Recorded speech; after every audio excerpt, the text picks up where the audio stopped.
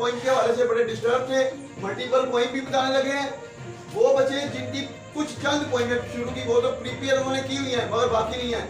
अगर वो जो क्वेश्चन नंबर 3 है पॉइंट का, उस क्वेश्चन नंबर 3 में क्या होता है कि समटाइम तो पहली 10 पॉइंटों में से 2 तो पक्की होती हैं और बाद का सिर्फ एक आती है। अगर एक आ गई तो फिर एक पॉइंट भी आपकी मिस हो गई तो आपका क्वेश्चन रूट कर लिया आपने।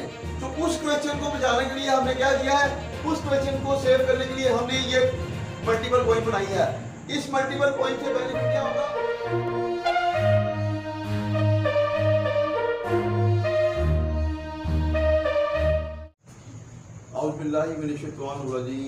बिस्मिल्लाहिर्रहमानिर्रहीम। प्रोफेसर तनवीर आपके सामने हाजिर खिदमत हैं। 2 दिन तो हमारी तबीयत नासाज थी, इसलिए हम आपके सामने ना आ सके। तो आज हम पूरी कोशिश की हमने कि बच्चों के ये 2 दिन जो हैं आने वाले ये बहुत ही कीमती हैं, तो किसी भी तरह बच्चों को टाइम देना है। और फिर आज जब हम बच्चों को पढ़ा रहे थे, कुछ बच्चों ने कहा कि जी स्टोरी का क्वेश्चन तो सर जी हमारे हाथ से निकल रहा है, किसी भी सूरत में स्टोरी हमसे क्लियर नहीं हो पा रही। और कुछ बच्चों ने कहा कि पॉइंट जो है वो भी जो पहली 10 पॉइंट होती हैं उनमें से एक तो लाजमी आती है, बाद का 2 भी आ जाती हैं, तो क्वेश्चन तो 2 ही करने होते हैं।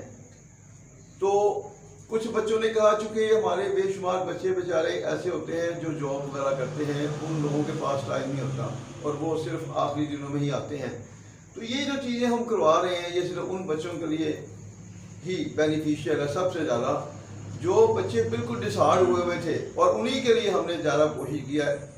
तो वो बेचारे मेहनत करते हैं बड़ी मुश्किल से और उसके बाद फिर वो बेचारे फीस भी देते हैं, मगर चूँकि वो जॉब करने की वजह से टाइम ना होने की वजह से वो फिर प्रिपरेशन नहीं कर पाते अपने सही एक तरीके से जो कि होनी चाहिए, फिर वो बेचारे फेल होते हैं। तो हमारी पूरी कोशिश है कि ऐसे बच्चों को जो है हम हर तरह से सपोर्ट दें। तो जी हम वापस आते हैं। आज जो हमारे जो बच्चे हैं पॉइंट के हवाले से बड़े डिस्टर्ब थे, मल्टीपल पॉइंट भी बताने लगे हैं। वो बच्चे जिनकी कुछ चंद पॉइंट शुरू की वो तो प्रीपेयर उन्होंने की हुई है मगर बाकी नहीं है। अगर वो जो क्वेश्चन नंबर 3 है पॉइंट का, उस क्वेश्चन नंबर 3 में क्या होता है कि समटाइम तो पहली 10 पॉइंटों में से 2 तो पक्की होती हैं और बाद का सिर्फ एक आती है। अगर एक आ गई तो फिर एक पॉइंट भी आपकी मिस हो गई तो आपका क्वेश्चन लूज कर लिया आपने।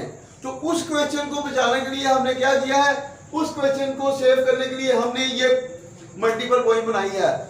इस मल्टीपल पॉइंट से बेनिफिट क्या होगा कि वो स्टूडेंट जिनके पास हमारे नोट्स हैं, अगर वो नोट्स में देखें तो कंटेक्स्ट में या एक्सप्लेनेशन में सिर्फ 2 जो 3 या 2-3 लाइनें जो मेन होगी वो फिर इस पॉइंट के बाद आपने जो डाल देनी है, तो इस तरह आपका क्वेश्चन वो आपका तैयार हो जाएगा।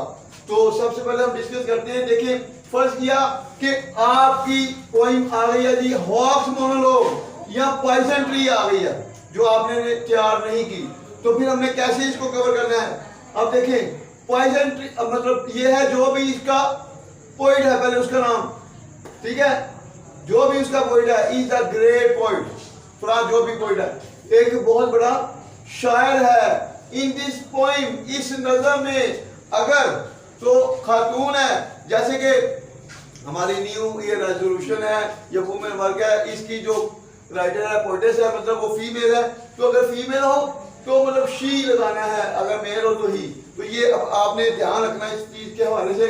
इन दिस पॉइंट, इस नज़म में ही टेल्स अस, वो हमें बताता है किसके बारे में, अबाउट हिज पर्सनल एक्सपीरियंस, वो हमें अपने जाती तजर्बे के बारे में बताता है। This point is a masterpiece of his poetic work, ये नज़म उसके शायराना काम का एक शाहकार है।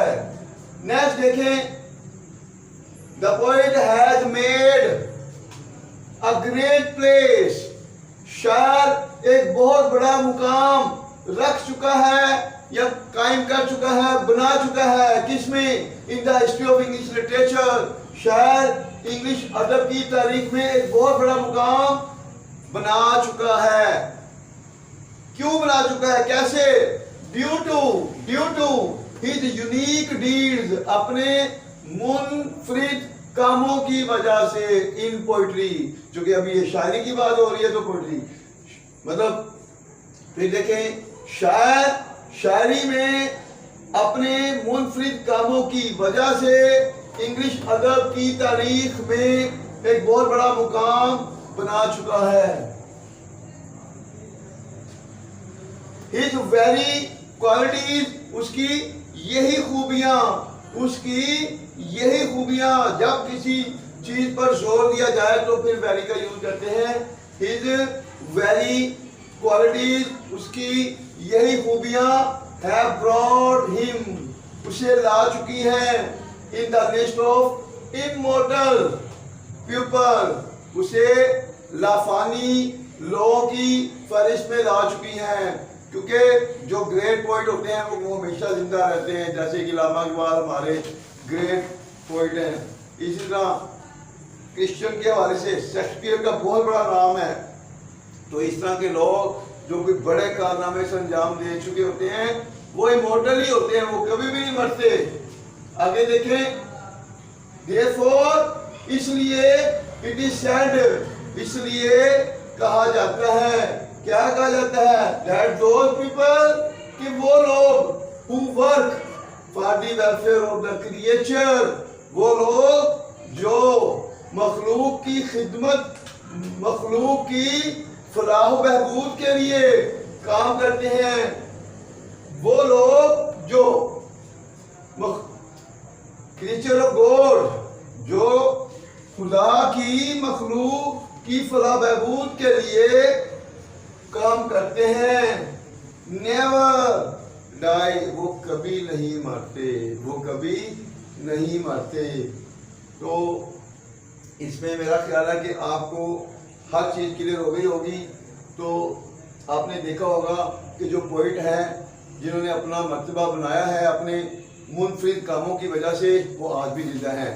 शेक्सपियर जो है आपने देखा होगा सदियों पुराना शायर है, लेकिन आज भी उसकी कुछ चीज़ें ऐसी हैं जैसे all the world is a stage, उसकी पोइम है पूरी दुनिया एक स्टेज है। उसमें उसने क्या कहा है शेक्सपियर ने, उसने जो भी बातें की हैं, देखें आज भी वो चीजें उसने चल रही हैं, तो इसीलिए वो आज भी जिंदा है। तो इस तरह के जो लोग होते हैं वो कभी भी नहीं मरते। तो इसके बाद ये आपका जो क्वेश्चन आएगा उसमें क्वेश्चन में ये लिखना है, इसके बाद जो भी पोइम का 2-3 लाइनें अगर आपने उर्दू पढ़ी होगी तो वो उर्दू में 2-3 लाइनें जो है ना इंग्लिश में ट्रांसलेट कर दें। हमारे नोट जिनके पास हैं तो वो नोट से देख लें, सिर्फ 2 या 3 लाइनें उसकी जो मेन स्टोरी है, समरी है, उसके वाले से नीचे डाल दें। तो इस तरह आपकी ये पोइम तैयार हो जाएगी। जब आपकी पोइम तैयार हो जाएगी तो मतलब क्या है कि आपका जो दूसरा क्वेश्चन है पूरा 20 नंबर का तैयार हो गया। और मैं थोड़ा सा अपने बच्चों को ये भी बताता चलूं कि जिनके पास हमारे नोट भी हैं, जो रेफरेंस टू कंटेक्स्ट का क्वेश्चन होता है, जब आपने चलना है सवाल की तरफ, तो सवाल में ना रेफरेंस लिखना है, ना कंटेक्स्ट, ना एक्सप्लेनेशन, फिर आपने सिर्फ यहां से शुरू करना है। जब शायर का नाम देना पहले और उसके बाद फिर आपने सिलसिला आगे चलाना है। तो इस तरह आपका ये जो पोइम का क्वेश्चन है, जो लूज होने के चांसेस हैं वो अब लूज नहीं हो सकता।